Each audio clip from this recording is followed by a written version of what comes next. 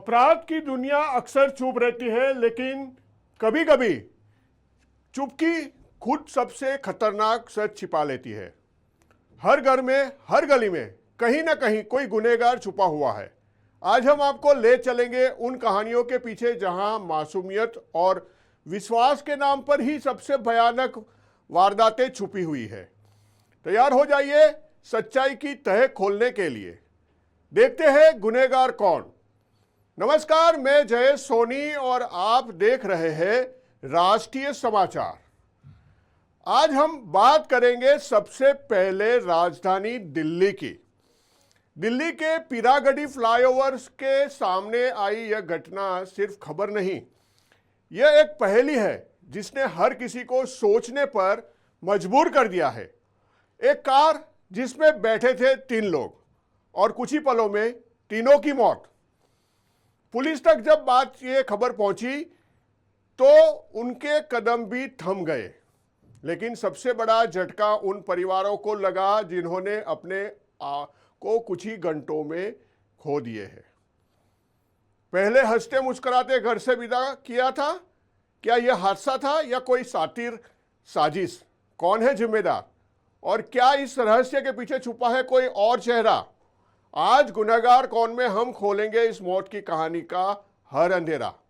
देखिए खास रिपोर्ट गुनहगार कौन।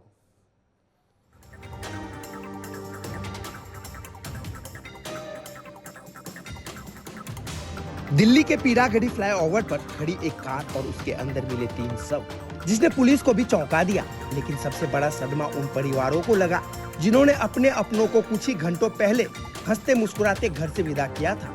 दिल्ली के पीरागढ़ी फ्लाईओवर पर कार के अंदर 3 लोगों के शव मिलने से इलाके में सनसनी फैल गई। इस घटना ने जितना पुलिस को हैरान किया, उससे कहीं ज्यादा मृतकों के परिवार सदमे में है।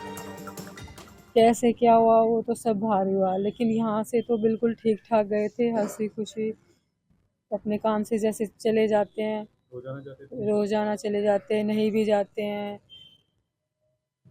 कभी काम होता तो जाते, नहीं तो अपने खेत संभालते हैं, अपना घर बन रहा वो देखते हैं, घर पे रहते हैं। डेली दिन में अपना घर पे ही रेस्ट करते हैं। कैसे आपको क्या पता लगा? हम लोगों को तो बाहर से ही पता लगा कि एक्सीडेंट हो गया है, ये बताया गया। पहले तो 3 लोग थे और फिर मतलब कई फ़ोन आ रहे थे, कोई कुछ बोल रहा था, कोई कुछ। मैं भी आज बाहर ही थी, सुबह मुझे मिले थे, मैं स्टैंड पे थी। निकल तो 1 घंटा पहले गए थे, फिर मुझे 1 घंटा बाद स्टैंड पे वो दिखे। मैंने बोला, फ़ोन किया तो बोले मैं तो अभी रुक के जाऊंगा, जहाँ भी जाना है, अभी खेतों पे रुकूंगा, काम बताऊंगा उनको। अच्छा, मैं आपको कहा ऐसा ठीक लगता है, है मैं बस से कि चले क्या जाता आपको हूँ। ऐसा लगता है कि कुछ परेशान हो कुछ दिनों से? बिल्कुल भी नहीं, कोई परेशानी नहीं, कोई दबाव नहीं। दिन में भी किसी भाई अंकल किसी बात हुई है तब भी एकदम नॉर्मल थे। परिजनों का कहना है कि घर से निकलते वक्त मृतक रणधीर पूरी तरह सामान्य और खुश थे। किसी भी तरह के तनाव या परेशानी की कोई बात सामने नहीं आई थी। मृतक के परिवार की सदस्य सविता ने बताया कि रणधीर घर से सामान्य तरीके से निकले थे और अक्सर सिर्फ काम के लिए ही बाहर जाते थे। परिवार का कहना है कि वे कोई बात छिपाने वाले व्यक्ति नहीं थे। हमें कॉल मिली थी कि गाड़ी में कुछ हो सकता है कि डेथ हो गई है कुछ लोग, तो यहाँ पे आके देखा तो टोटल 3 लोग डेथ थे, वो आइडेंटिफाई कर लिया और अभी इन्वेस्टिगेट कर रहे हैं। सर, बॉडी कैसे मतलब मेल फीमेल क्या एक बार 2 मेल हैं, 1 फीमेल आइडेंटिफाई हो सकता है? क्या लग रहा है? ऐसा कुछ मतलब नथिंग वैसे उस टाइप का सस्पिशियस नहीं लग रहा। We are working. परिवार के सदस्य हरीश के अनुसार शाम करीब 5 बजे पुलिस उनके घर पहुंची और तब जाकर इस घटना की जानकारी मिली। उन्होंने कहा कि उन्हें यह भी नहीं पता था कि रणधीर किन 2 लोगों के साथ गए थे। एक अन्य सदस्य सरवर ने भी आत्महत्या की आशंका पर सवाल उठाए।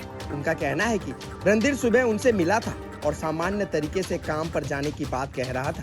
परिवार को किसी दुश्मनी या विवाद की भी जानकारी नहीं थी। फिलहाल पुलिस पोस्टमार्टम रिपोर्ट का इंतजार कर रही है और यह पता लगाने की कोशिश कर रही है कि तीनों की मौत किन परिस्थितियों में हुई। परिजनों के बयानों के बाद मामला और भी रहस्यमय हो गया है। पुलिस का कहना है कि जांच पूरी होने के बाद ही मौत की असली वजह सामने आ पाएगी।